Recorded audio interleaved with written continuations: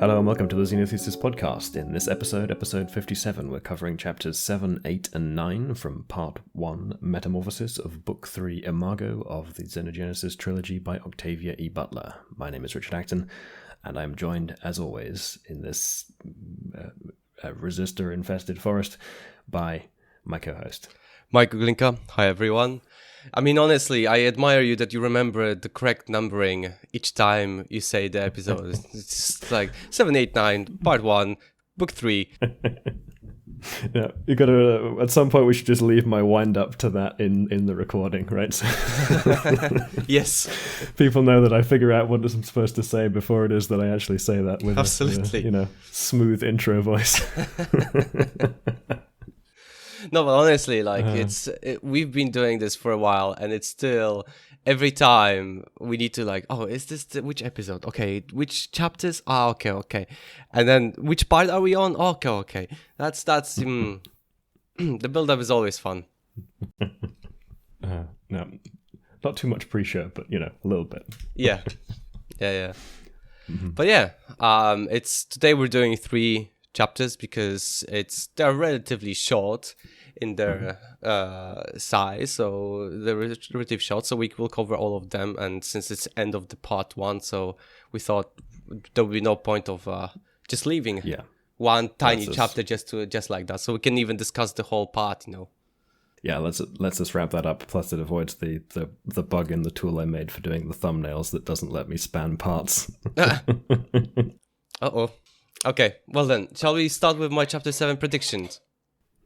Yeah, let's get into it. So my quite brilliant mind thought that there will be some danger from resistors, maybe danger from Jodahs, but I didn't know which one will strike first, right? I thought maybe something, I thought the last time I simultaneously said that, or maybe, when things go bad, everything has to go bad, knowing Octavia Butler. So, not only the resistor attacking, but Jodahs screwing something up badly, so bad that Nikanj can't take his mind off those things, and it's just, compilation of stuff. Okay. Well, I mean, we got some danger from the resistors. Jodahs not so much, yeah. But, yeah, it was a reasonably action-packed little section, though. Quite a lot of stuff goes down. To be honest, it's literally one day out of the village and they're already in trouble. So, yeah, sounds like it's going to be a fun journey for all of them later on. Yeah, I have to pick a more remote place to be exiled to. Yeah. But yeah, let's get to chapter 7 summary then. So the chapter begins with the group arriving late to... Well, I initially thought arriving late to the island. Now I wrote the notes, but then it's not. They only just went it was like a 1 day out of law. Oh, yeah. They didn't actually get to the island, did they? They were just going around this Pasquale place to get there. They were supposed to get, it was supposed to take them 3 days, but because of the village called, the resident village called Pasquale, it would have taken 5 days to go around it. And and those people from that village particularly probably were the reason why they were responsible for the destruction of Lilith's garden. Interestingly, Ward is trying to fix my wording Lilith's garden as Lilith's garden from capital. It's a phrase apparently already in the dictionary, Lilith's garden. Okay. What's it mean? I don't know. I think it has to be something biblical, or maybe common, but whatever it is, I was like, oh, okay, that's interesting. Odd. Yeah. But anyway, the group never expected to be attacked because, the resistors used to know better, right? Because if they did attack, they would have ended up on the mothership, drugged and experimented on or preserved for future Ooloi as a training material. But all things were in the past. Nowadays resistors were going crazy. Yes, it's again, we kind of have this more Owen Carly perspective on the whole drugging, imprisoning, and experimenting on the humans. We usually see that kind of like downplayed for our human characters by the Oankali, right? They're normally kind of trying to put a spin on it and by omitting certain details.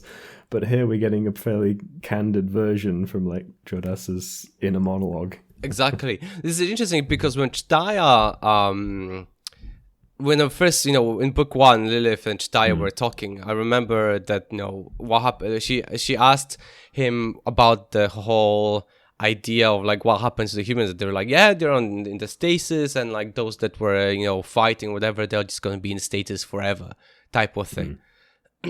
But it seems here that no, it's not just status. Obviously there will be experimented on, and their genetic material preserved just in case and stuff like that. Yeah, it seems like the in stasis is a bit euphemistic. I mean, they are in stasis, but they're also having other things done at the same time. Exactly. And I think actually, I've been noticing that I think we may have a slightly closer first-person perspective on Jodahs than we have had on our previous protagonists. Yes, there's a lot more use of absolutely, and a bit more of the internal, which I think is an interesting progression, right? Because we've kind of we had a more distant, more outsider's perspective on the Oankali from the beginning of the 3 books, and even in just the degree to which we're closely hewing to a particular protagonist's internal perspective is gradually ramping in a particular direction towards more Oankali perspective throughout this like arc of 3 books, which is it's really subtle, but it's really it's I think it's impressive as a writing tactic, right? Because you wouldn't even necessarily notice it on a first pass, but you get closer and closer to the Oankali perspective as you move through this whole trilogy. Oh, absolutely. You're absolutely right. Because I've also noticed that in this book, there's a lot of perspective. Jodahs perspective. I don't. To be fair, because we read the book in the way that every chapter I read maybe once, like 2 chapters once a week, and then make once per 2 weeks. So it's hard to remember now. But you were right. I think even from Akin's perspective, we didn't have that much of his personal view. It was mostly like the description of the village, of Phoenix and whatsoever, but and whatever area he was in, but it mostly was from third perspective, from the narrator's perspective. Here, on the other hand, as you said, it's from Jodah's perspective, as even the narration. It's always been kind of a close, but still almost like a third person omniscient kind of viewpoint. But now we've really pulled in a bit tighter. Although even when it was third person omniscient, it was still it hewed quite closely in the narration to what the character we were focused on knew about things. So it was, it wasn't quite completely. Third person omniscient in the sense that we didn't get stuff from I just imagine it I just imagine it like to be as a perspective from like game character, right? From third perspective, right? You're still focused on the character, you still see what they see, but it's still a bit detached, whereas now we literally are in the head. Like over the head view, whereas in here we have basically through Jodah's eyes and his sort of feelings towards those, his experiences and feelings.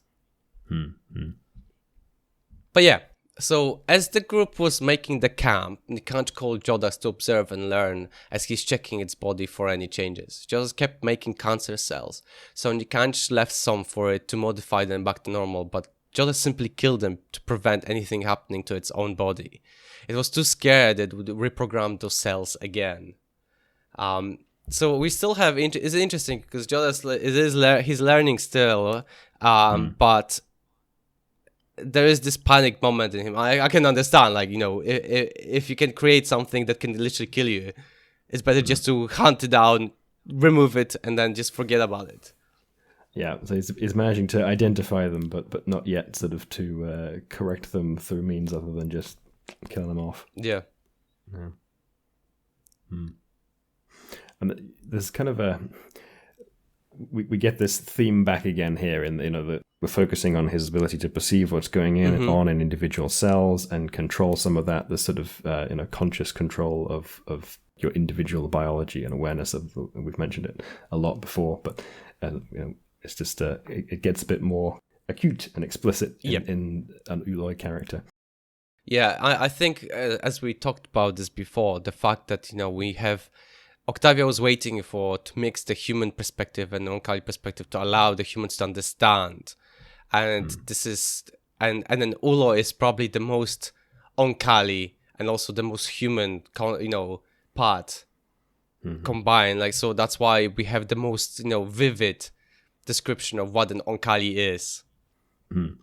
Yeah, so in Akin we kind of had the perspective of the resistors in some sense, but with enough Oankali that he could communicate with the rest of the Oankali, and now we have an Ooloi perspective with enough human that there can be some communication there as well. So it'd be interesting to see what comes of what Jodahs has to say. Yeah. So as they were finished the lesson, they heard screams. First night in the camp, and problems have already found them. They heard a female scream, but it sounded fake at first, to become more real, mixed with curses and begging afterwards. The woman who made those sounds was being heard by other men, so Nikanj, Dichan and Ahjas went after her. The rest of the group went back into the thick forest to protect themselves from the humans. Jodahs could smell 9 men, all approaching closer. Liv repeated what Nikanj said. Do nothing unless they come after us. If they come, run. If they catch you, kill. But this time it was more of a cry out of fear for the children, not cry of pain like Nikanj's.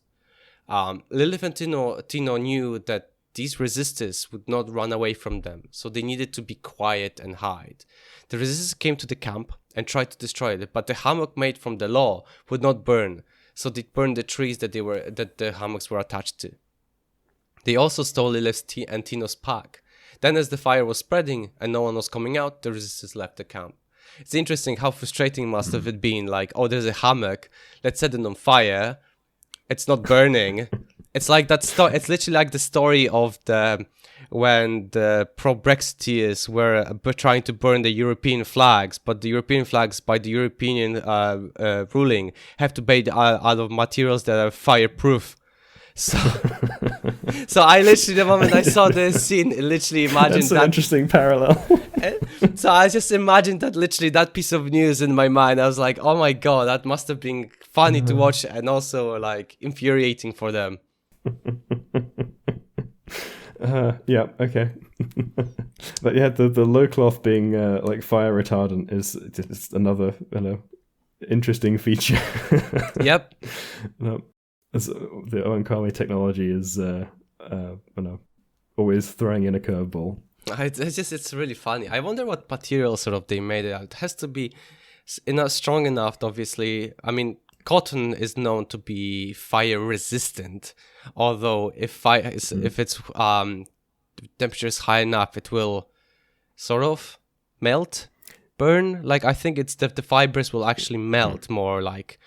So I wonder what exactly did they use to what sort of naturally occurring material that would not burn. I mean, they could probably synthesize all kinds of funky organic molecules that might have fire retardant properties to mix in there if they were interested in doing so. I don't know. I wouldn't really. I was just thinking about maybe something like chitin or something that's not that I have ever done this for everyone's information, but I think if you try to burn a beetle, I don't think you would be able to. You could obviously cook them inside, but their shell would not burn. So, but I'm just saying, I've never done that. Just clarifying. Just out there saying that out there. What have you been up to, Michael? I honestly never done that. I'm not a monster. Yeah. I've never really speculated about the material science on that one. I don't know much about flame retardants, so I know. I don't know. I'll have to look it up. Yeah, we need to study up more about the flame retardant materials in nature. But anyway, seemingly As the Oankali parents were coming back, everyone thought they were safe, right? The humans are gone, and in the forest they've done what they wanted to do. And as Jodahs stepped into the open in front of everyone, it immediately got shot twice in the left shoulder and lower back, and then the third shot hit it right through the chest. Its Oankali parents immediately went after the humans, and Jodahs could feel that the humans were spreading, knowing that the 3 Oankali can't go after all 9 men. Nikanj and Dichan eventually caught 1 each, and Arches caught 2. Each of those had fired their rifles. They were being held by people they feared most. They struggled desperately. One of them wept and cursed and stank more than the others.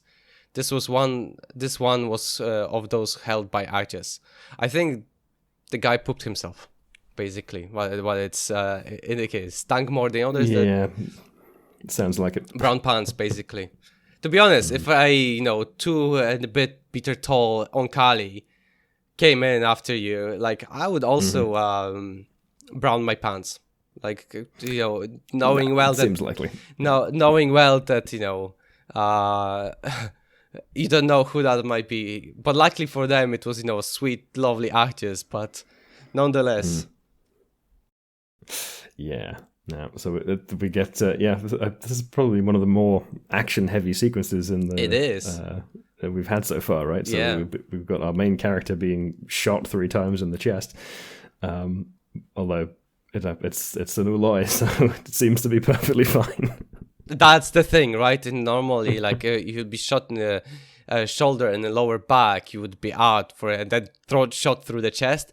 I don't know if he would survive that, but hey.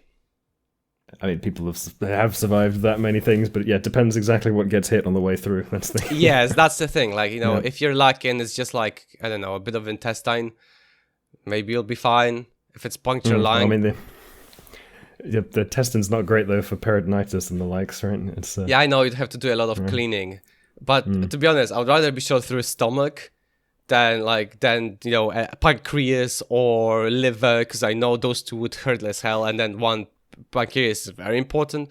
2 liver would bleed like hell. If you get punctured lung, that's you lose air, you can't breathe, literally. And obviously, I'm not talking about heart, because heart would literally, sayonara, kiddo. Yeah. But I suppose it depends whether or not you're anticipating receiving some medical assistance. Yeah, unless, I'm in front of a hospital. Even then, I would not want to be shot in any form or way, Mm-hmm. But more along the lines of, if I'd rather go out quick, a gut shot's not the way to go. Exactly, yes. That's the thing, right?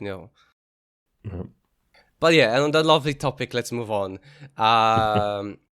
As they came back, Nikanj touched each of their neck and put the men and put them in comatose state so they can't fight. Jodahs, in the meantime, expelled the 2 bullets that hadn't gone all the way through its body and slowly started healing when Nikanj went to check on it. Luckily, Jodahs learned enough not to need any more help in healing itself. No one else was hurt except for the human woman that was rescued by the Oankali parents. She smelled of pain and sex, meaning that the men must have forced themselves on her. Arches went to speak to one of the men and asked them why they are attacked, and here's a bit from the book. "You were coming to raid us," the male said. "One of our hunters saw you and warned us." "We would not have attacked you," Arches protested. "We've never done such a thing." "Yes, we were warned. A gang of Oankali and half Oankali coming to take revenge for the garden." "Did you destroy the garden?" "Some of us did. Not me." That was true. People dragged the way he was did not bother to lie. It did not occur to them. "We thought your animals shouldn't have real human food." "Animals?" "Those." He waved a hand towards Lilith and Tino. And basically the chapter ends with everyone feeling disgusted, with the men, and just sort of moving away from them and just feeling basically bad for even encountering them. So as we said last week, the resistors that seem to be left here are kind of the ones that are in the worst state. Oh yeah, absolutely. Sociologically and psychologically. We've got a bunch of people that are gang raping this woman. It seems to be what's occurred here. Yeah. And shooting at the Oankali who They know that's gonna basically what the end result's going to be. Basically, Yeah. Don Kali just dropping on them like, there's no tomorrow. They will not even wake up, and they will be already on the ship. And there's no precedent for the Oankali raiding a village in retaliation, right? That's just not the way they work psychologically. So, yep. Okay. No. So yeah, the ones that are left down here are clearly trouble. Yeah. So that was sort of like predicted, right? We sort of thought that this is seriously like those that want to escape on Mars know they have a chance, and the ones that is going to be left behind are the, as I call them, creme de la creme of human population, basically. Yes, as the increased extremism through evaporative cooling effect, right? Yeah. It's the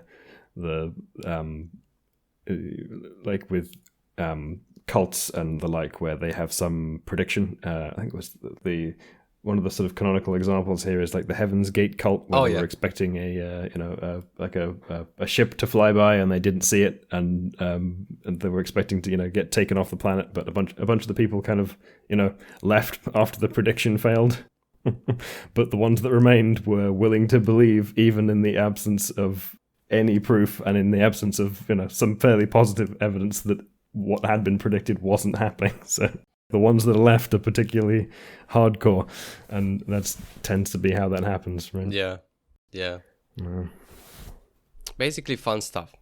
But yeah, I guess, so this is the thing. Let's get to my chapter 8 prediction, because it sort of relates to what you just said. Basically, I thought that, considering the fact that they have caught 4 of their men, I thought that the remaining group that was attacking, right, out of the 9 men, would come back and try to finish what they started. Well, that seems appropriately idiotic, but yeah. I don't think they did, though. I'm glad they didn't, but I know that even though, I just have this strange feeling that they will come back, one way or another. Okay. So you still think the remaining 3 may at some point in the future be a callback? Yeah. Okay. But yeah, let's get to chapter 8 summary then. So sometime later, the rescued woman woke up. Jodahs was automatically attracted to her, watching Nikanj heal her. As it did, Nikanj called out to Jodahs and checked if it healed itself properly. When it found no flaws, Jodahs asked if it could touch her and help healing her. Jodahs just couldn't stop itself from touching the woman. Honestly, while I was writing this, I was still unsure how to phrase it, but that's what the book was saying. Yeah, that seems to be it. Yep. Which, come on, Jodahs. It's the post Me Too era. It's not cool. There are only bruises left to heal, so Jodahs focused on those. And here's a cut from the book. This is from Jodahs' perspective. I held the female close to me and sank as many head and body tentacles into her as I could, but I couldn't get over the feeling that I was somehow not close enough to her, not linked deeply enough into her nervous system, that there was something missing. I swear, I'm not making this up. Like, the first paragraph of the chapter 8, and I was like, Jodahs, stop please. Yeah. It's another kind of echo back to that whole thing about the relationship between their biology and their conscious control over it, because they have this weird contradiction of quite a lot of control over the biology, but then a lot of just complete control by their biology, right? They just like, they're compelled to act in certain ways, and it's very very strange. Yeah. So, yeah. Of course, there was something missing, and it will be missing until the second metamorphosis. The human flesh, its complexity, the human conflict were irresistible for Jodahs. It took time in healing her, not hurrying, and only the touch when Nikanj wanted to check on her.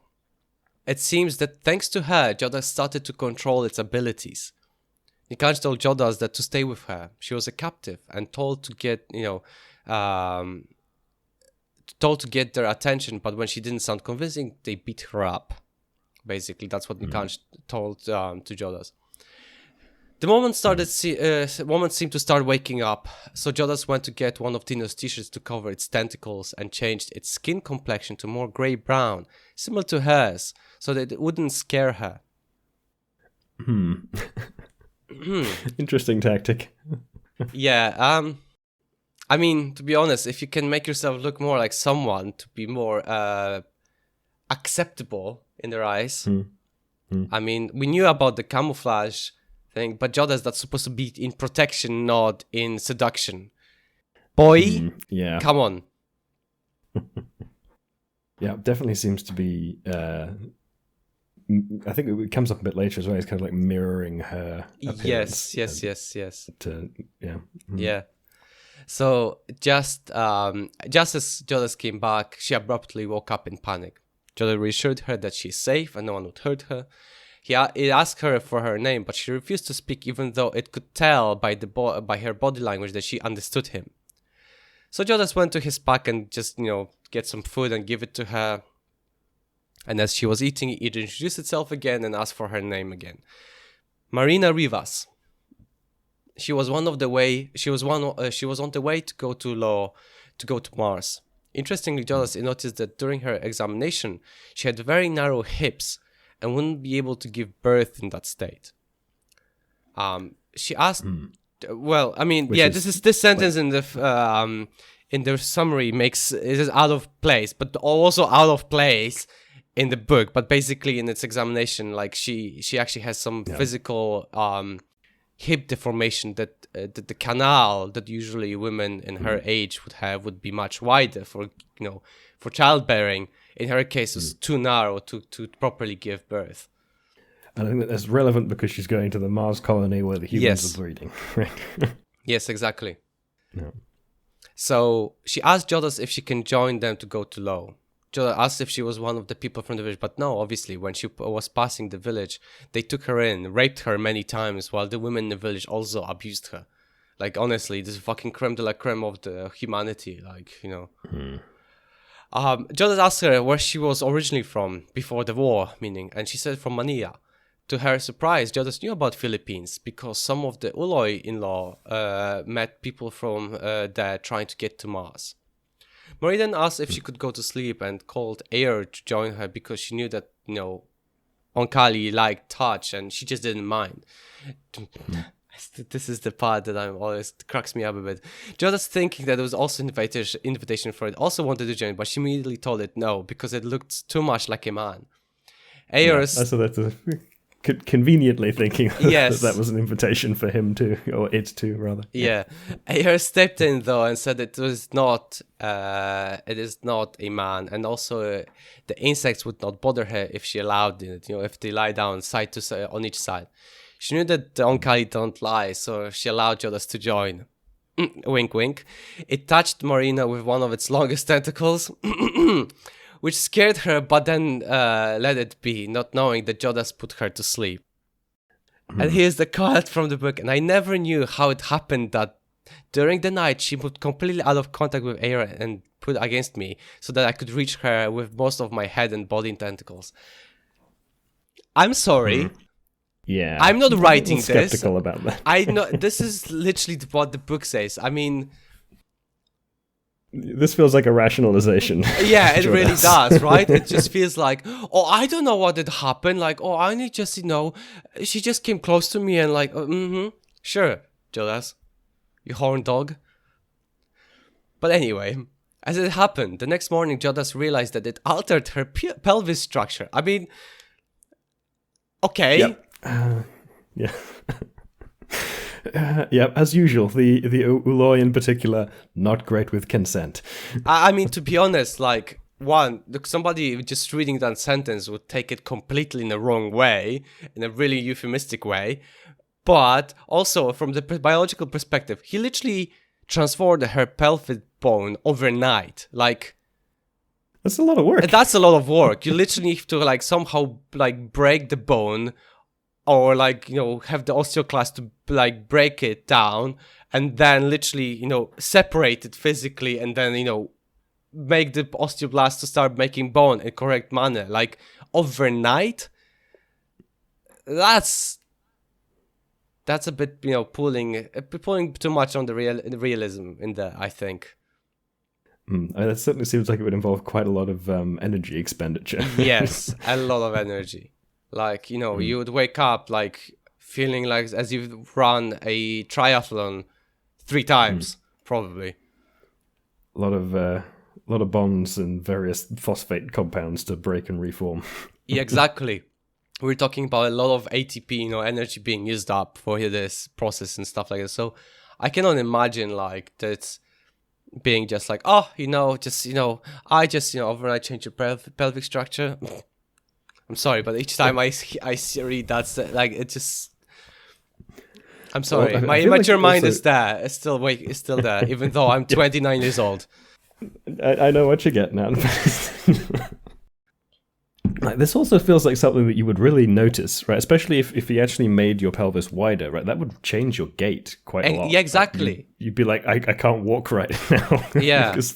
Not in a weird way, but in a like, there's a physical difference in my exactly. Even though it's like a bit, like, I mean, it probably would take not long to adjust, right? Because our bodies adjust very quickly. But like the first few steps would be like, the hell is going on? Why am I feeling so wide, right? Just why do I have a dump truck of an ass right now? What have you done, Jodahs?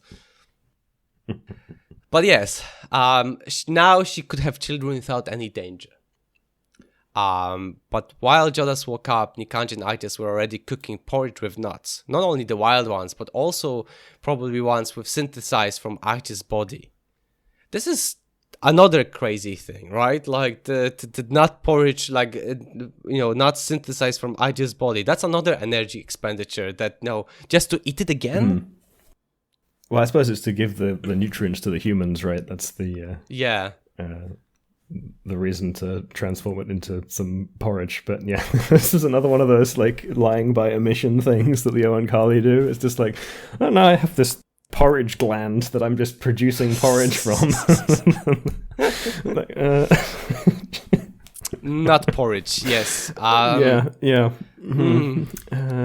I mean, generally, this chapter is just, I don't know, Octavia was like either having a mood of like for euphemisms, or just thought that it's just gonna be hilarious for people in the future just read it and just like still letting their immature minds. Yeah, there's definitely a lot of stuff here which I mean, it comes across as to be like it's read straight, right? You don't the double entendre is like quite subtle, but it's definitely like very strongly there in the background. Definitely.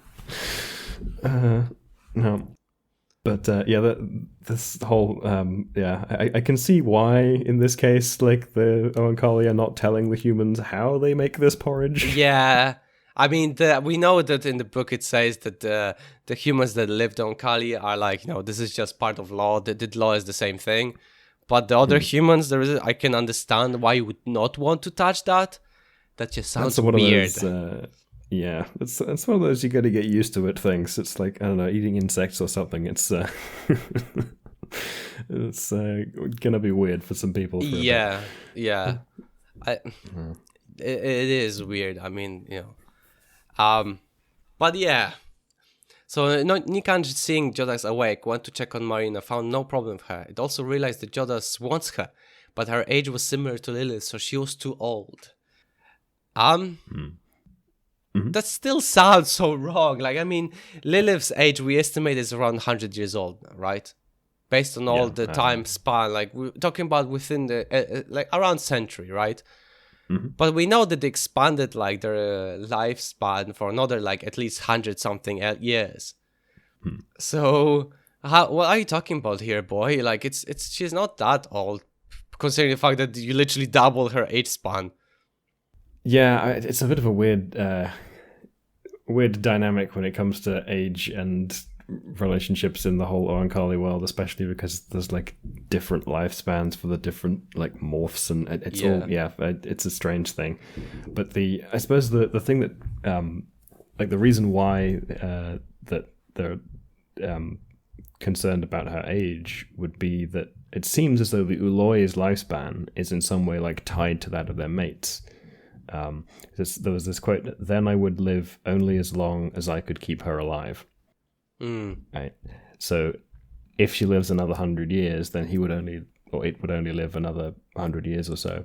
But its normal lifespan would be a little more than 500. So I can kind of see why, but yeah.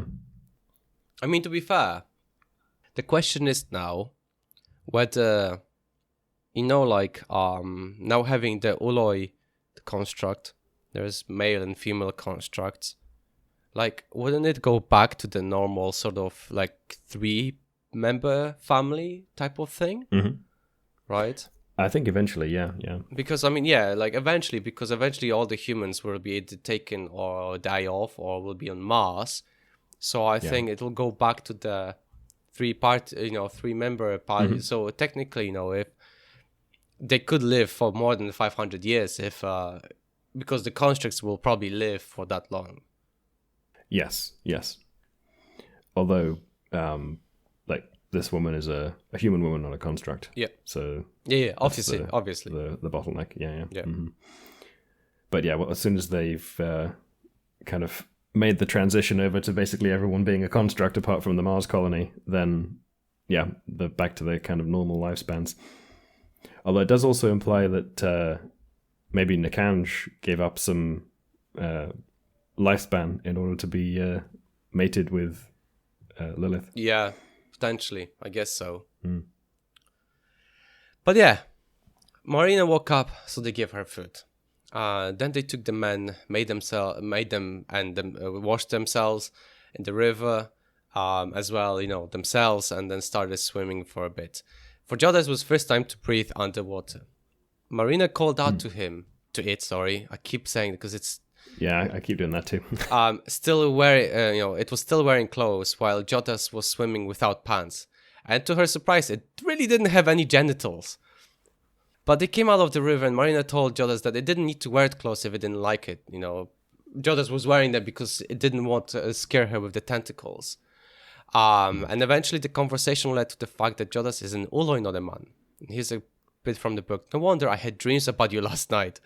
Oh, did you like them? Of course I liked them. I liked you. And I shouldn't have. You look too male. Nothing male should have been appealing to me last night after what those bastards did to me. Nothing male should be appealing for me for a long, long time. Yeah, that's the whole pheromone and chemical control stuff. The Ooloi is just have. Oh, I like you, you're mine, release hormones, nobody can touch you, otherwise you die, type of thing. The good old stuff, right? Yep. The whole possessive thing and the mind control-y. Yeah. Yep. Gives you another meaning of consent. Yeah, I mean, it gets it's another one of those ones where Octavia really likes to push quite hard on those intuitions and make them go a bit weird, right? Yeah. Because it's the physiologically you want to engage with the Ooloi, but prior to them having influenced you, you wouldn't. Exactly. The whole idea that being afraid of that drug, that's what happened to Gabe and Tate, right? Yep. They loved the contact with what the asshole name? Kaguyat. That's right. Kaguyat. I'm love that you know exactly. With Kaguyat, but then obviously it was being drugged, right? They hated that feeling. So yeah, it's the fact that in retrospect they're able to see that as not having been consensual as well. It's odd because they that seems to differ a little bit between people, right? Because Lilith and Joseph kind of decided to continue to engage with them afterwards, even though they wouldn't have necessarily consented in advance. It's all very it's all very messy and but it definitely leans on the side of very much not consensual. No, absolutely it really does, and that's the biggest issue here, because nobody really could tell the consent is technically there, but you can't, because you're literally, they read your body, that your body wants it because they release the pheromones. And it's just like, yeah, just because my body, my body has an erection doesn't mean that I actually will go on with that erection, right? That's the difference. Mm-hmm. But, Yep. They don't quite seem to grasp that distinction between like the physical and the psychological willingness to engage, which So yeah, Jodahs told her that she's healed, that it healed her fertility, right? That the pelvic structure has been fixed, because she mentions to it that that her mother had to have the cesarean done to her to give birth to her, and so that's why I think it was actually that she died in childbirth, having not got a cesarean, right? Yeah. If she sorry, yes, but that's so she will so now she's fine, but she'll need to allow an adult Ooloi to fix her genes to allow her daughters to have the pelvic region expanded correctly for childbearing, right? But she was against it, wanting Jodahs or someone like it to do it. But Jodahs, said it was one in a kind. And the chapter ends with this quote: "You're beautiful, You shouldn't be, but you are. You remind me of a man I knew once." She sighed again. Damn. I mean, honestly, you can tell there's a serious chemistry between them. But that's because Jodahs is just like releasing pheromones like crazy. It's like literal chemistry. Yes, literally chemistry. Yeah. Oh dear. No. It's quite interesting, like how. Although, go ahead. No. I was just saying it's quite crazy, like how strong that pull is, right? Like we've talked about this before, but it still blows my mind, right? Yeah, it completely kind of overwhelms the normal human aversion to the Ooloi, which would make sense, right, given the kind of alienness of them, but still, yeah. And it's interesting that Marina, that Marina was among the resistors at all, really, to some degree, right? Because she's, I mean, not this group, because they caught her while she was passing by, but she was in another resistor village, and yet she's even before she's had much influence from Jodahs, she's willing to lie down in the company of Eeyore, and is not seemingly super disturbed, at least as of yet, in her somewhat influenced state by the fact that Jodahs has been messing with her pelvis, and is offering to. I mean, as usual when it comes to the genetic interventions, there's always a really solid reason of there's some really problematic hereditary condition that we can fix for you. So the sort of moral grayness of accepting it, and resistor ideology of not being influenced by the genetics of the Oankali or whatever is in conflict. But when there's actually a genetic disease on the line, compromise kind of makes sense. It's a typically complicated, multifaceted, impossible to really reasonably disentangle set of decisions. You're absolutely right. And the thing is, this is interesting because she mentioned that the reason why having children would be great, right? But her but she hates the idea of the Oankali, that sort of feeling drugged feeling, right?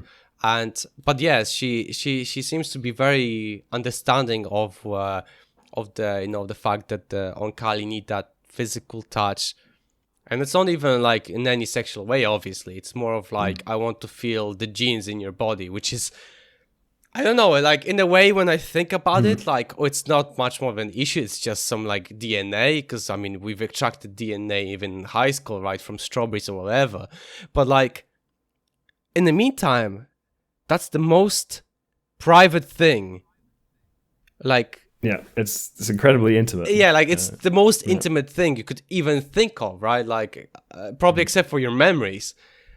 But at the same time, it doesn't feel like it, right? Because it's so intangible for us unless Yeah, I mean, there's no evolutionary context for us to have an intuition about that. Yeah. Right? There's nothing in our environment of evolutionary adaptiveness that had the capacity to perceive our genes, so we don't have a pre-programmed way to feel about that. Yeah, I mean, there are a few things that, like, we can sort of tell by sort of smell that, oh, this could be a potential partner, right? Because their body odor, if you can call it, like, is attractive to us, whatever, or like in just general, like there is some pheromones obviously in the involved, but I don't think as much as obviously in Zonkali, and as you said, like there's no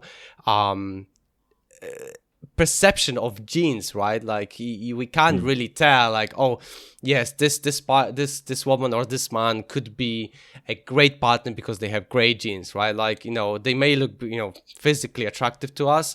That's probably enough for us as it is, but like, oh yeah, we don't know if we can't tell, like, if they have any like hereditary disease illnesses that would potentially affect our offspring, because we can't tell, right? So we have to use indirect heuristics to kind of try and guesstimate that stuff. Yeah. Yep. So it's pretty like interesting that, like, the fact that like it's something so intimate as our DNA composition it's just like, oh yeah, whatever. But in the same time, it just blows my mind when I think about it. Like, yeah, this is probably the most intimate thing you think anybody could probably do, except for like maybe digging through my memories, right? I mean, it feels like the sort of thing that would generate the intuition of like as much violation as like being sexually assaulted or something, right? Yeah. It feels like it should have that kind of intuitive association with it if you kind of thought it through, or just like what it means for you to engage that intimately with someone who has this perceptual ability, right? That's the sort of valence that should be attached to it, but we've never encountered it, so we don't have that calibrated as the way to react. So it's and that's the thing, like, it's crazy. And the thing is, like, obviously for now, for the time being, it's still fine, but like for us, like in future, potentially it would be quite serious issue, right? Because of how technology is progressing, and in future, like, the question is, how can it be abused, right? How that knowledge can be abused. Or, I mean, already, cameras everywhere, your face is where, your gait being recognized, stuff like that. So those are the things that we don't think about, and already enough to identify who you are and where you are, right?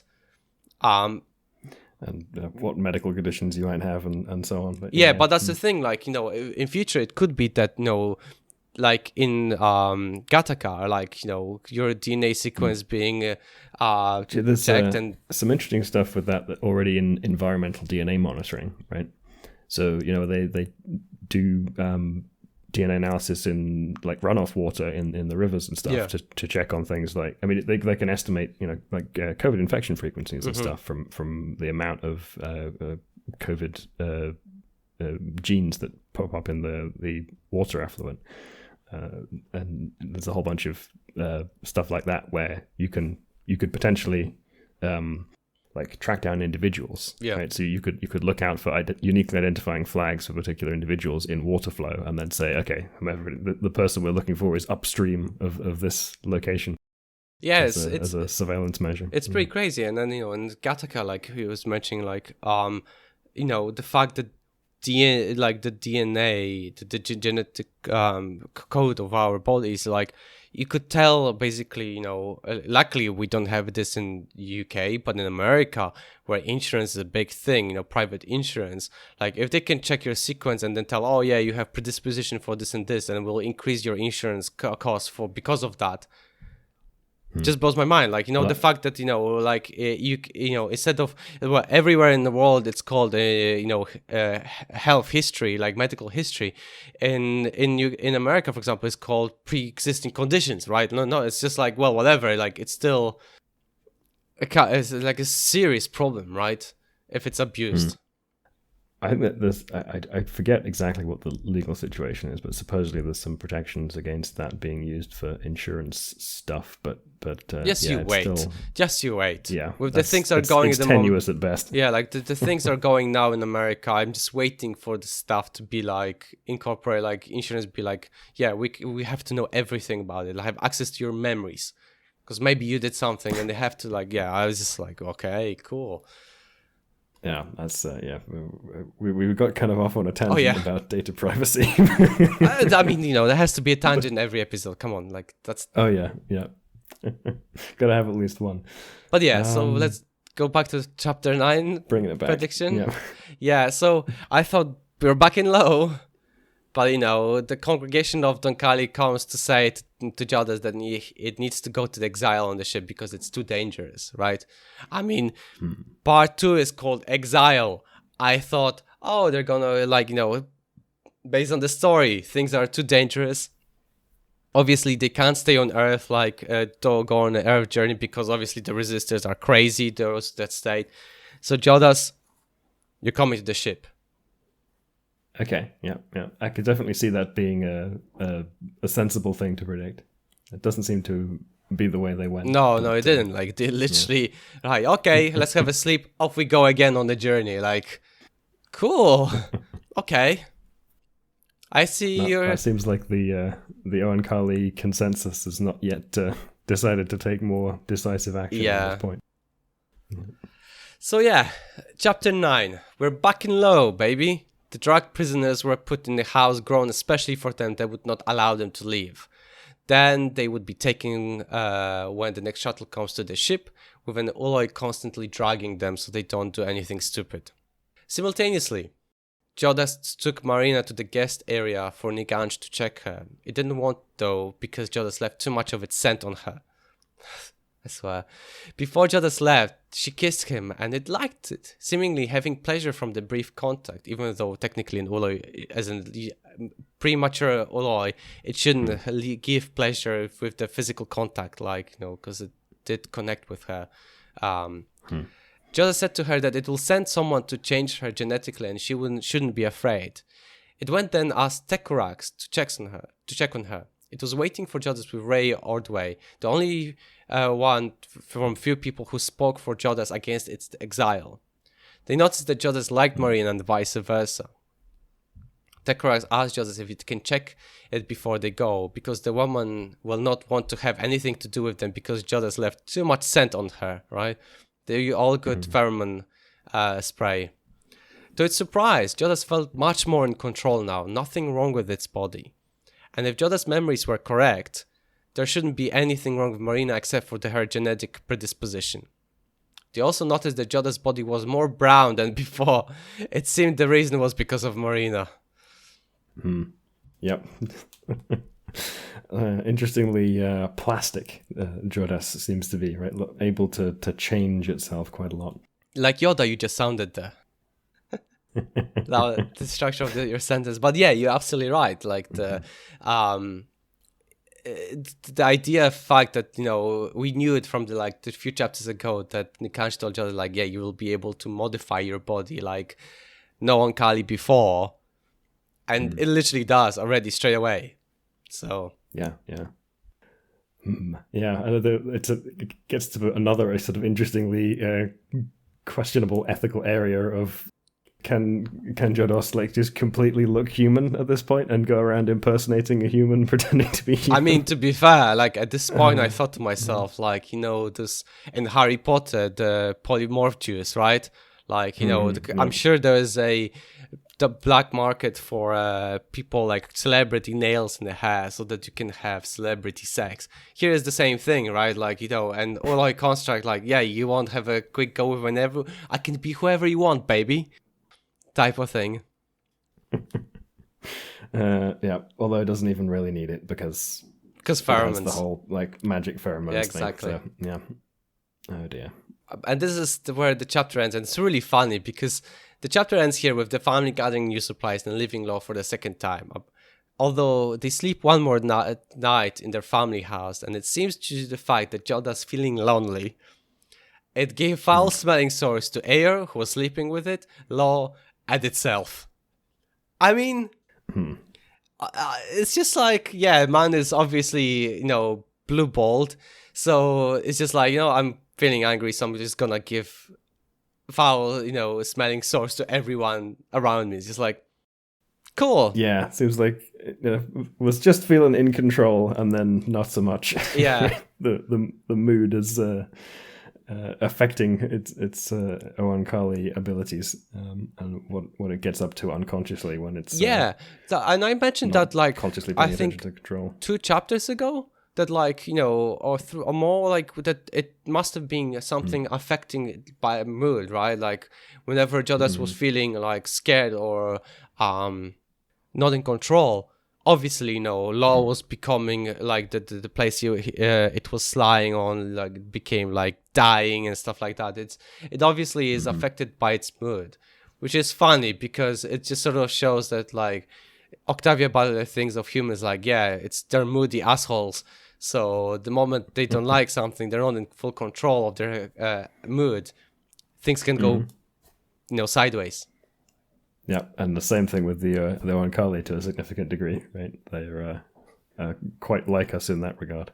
It's just that they have a bit more power to mess things up when they're in a bad mood. Yeah. No. But it's kind of there's a bit of an inevitability to that kind of unconscious component of the process, right? Because you're not going to be System 2 thinking your way through all the explicit details of like genetically manipulating a whole bunch of different cells, right? That's too much like compute, right? You're going to have to push some of that stuff off onto habitually acquired low-level System 1 processes, right? It's just you do it without even thinking about it, which means you can do it unconsciously if you're not paying attention. Yeah, but the thing is, that's why Nikanj warned Jodahs that no matter what it does, it cannot, for even a millisecond, lose focus of what it's doing when it's connected to another being, right? Because that's what like happens. Because the moment Jodahs get distracted or something goes onto its mind, it, as you said, because of the unconscious control, it can do something wrong. Like just because its body wants something. In this case, it was just feeling frustrated because it couldn't satisfy itself sexually. It was in a foul mood, and the foul mood basically became foul-smelling sores. So, yeah, that's that's an interesting expression of mood. Right? Honestly, like, can you imagine? Like, I'm glad that doesn't happen to me. Oh my god! Like, honestly, can you imagine? Like, if your body physically showed how you feel, like like today you feel great and everything, and the next day, like we had a bad date, and you just feel like. And it literally physically shows, just like... Yeah. And I suppose maybe that might be a good thing. Maybe. It's just like, oh, he's obviously in a bad mood, I'll leave him alone. Oh my god. It's just like, yeah. That's another one of those oddities of Oankali culture, right? They have this kind of truth-telling by necessity thing because they can't really conceal much of their internal states. Exactly. Because it's so linked to their biology. Yeah. Exactly. So yeah, I guess that's it on those parts. Should we go to my chapter 1 of the part 2 prediction? Sure. So, obviously I was wrong. There's gonna be no exile on the ship, but on Earth again. But this time they're gonna go further away from all the resistors. Like, come on, like they're just gonna be like complete different direction to where that resistor village was. Let's just go somewhere that definitely there's gonna be no humans. Like, I mean, that would have to be the logical, choice, right? There's village here, there's village here. Down there, there's nothing. We go down there, right? Like type of thing. Okay, yeah. So just they're going to head to somewhere that's going to be a lot more remote than where they were trying to go before. Yes. But obviously, we can already tell that Jodahs being like, God, I need to get laid. The moment any human will arrive, it's going to be a disaster. Yeah, that certainly seems likely. Although it's, I mean, technically still in this, between metamorphosis states. Yeah, that doesn't matter. You can already tell it's just like, it doesn't matter, metamorphosis or not, I want to get laid type of behavior. Yeah. It's very human. I forget which Oankali said it, but yeah, they described it as sexually precocious. That was Ray actually said that. Was like Ray said okay. it to her, to it Ray. because obviously they could tell that he could tell that Marina liked Jodahs, and vice versa. And Decoras was like, yeah, she smells like you. I'm not going anywhere here near her because of the obviously the chemical biochemical changes that you've done because of the presence of the being present of an Ooloi. But obviously it's because of the it was Ray who said it's like, yeah, it's a very human-like behavior. Yeah, we saw the same thing with Akin, right? It was yes. Akin was stuff before. Akin was a child, like just journeying to human villages and be like, you're a small king, basically, type of behavior, like 1.60 meters tall, but all the women were his type of behavior. Yep, another of those various Oankali appeal tricks. Exactly. So yeah, I guess that's it for today. Yeah, I think so. That pretty much wraps it up. Awesome. Thank you very much, everyone, for listening. We are Xenothesis. You can find all the places we upload our podcast on xenothesis.com. I was Michael Glinka. And I was Richard Acton. Goodbye. Bye.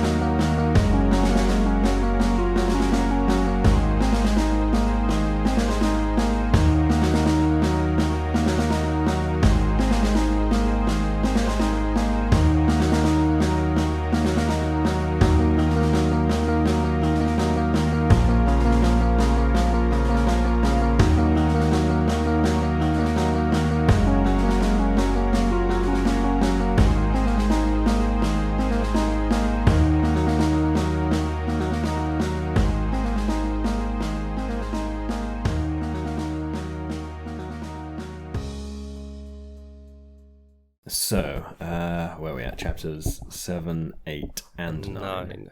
Episode 57.